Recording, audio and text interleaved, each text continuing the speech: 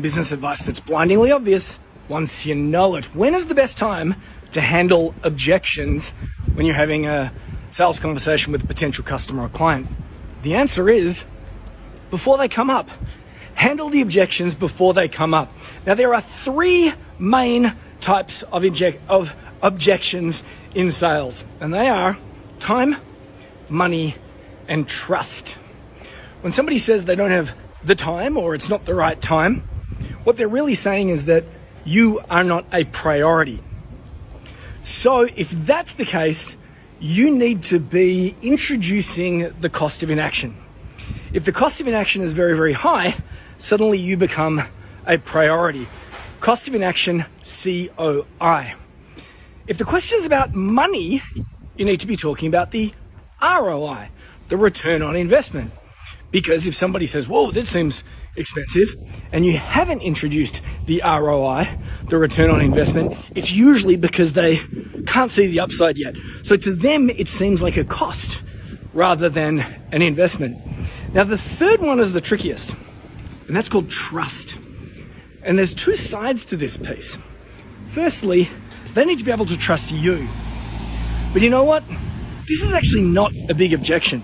At least it's not in our world. Most people that arrive on a phone call or a Zoom call with one of my crew have usually watched some videos, they've been part of our email newsletter for a bit.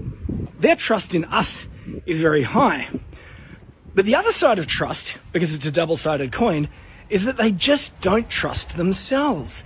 They don't trust that they're in a position to get the result that you're talking about. Maybe they think that they lack an ability. Maybe they think that they won't follow through.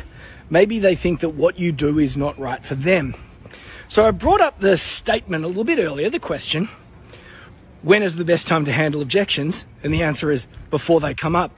If you want to tackle this trust issue, one of my favorite strategies is write down all the reasons why they might say no from a trust perspective. It usually comes down to all the things that they might lack. And they're things like, oh, I won't be able to do it because I don't have a Facebook ads budget, or I won't be able to do it because I'm not a very good copywriter, or I won't be able to get a result because blah, blah, blah, blah, blah, blah. Everyone's got their own fears and their own anxieties. Everybody suffers from imposter syndrome. Here's my tip. Write down all those anxieties and turn them into products.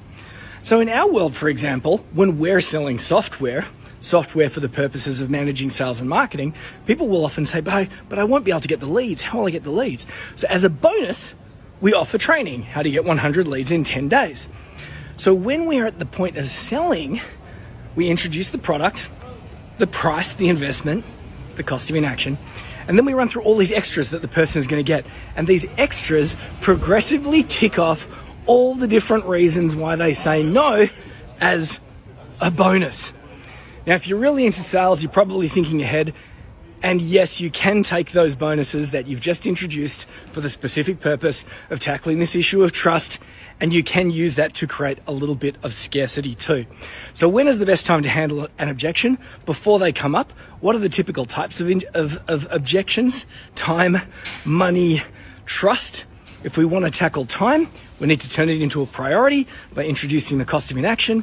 If the objection is about money, we haven't introduced the return on investment. If it's all about trust, we need to tackle all those fears before they come up. And I think that the best way, or at least one of the best ways to do that, is to take their barriers, their mental barriers, and turn them into bonuses.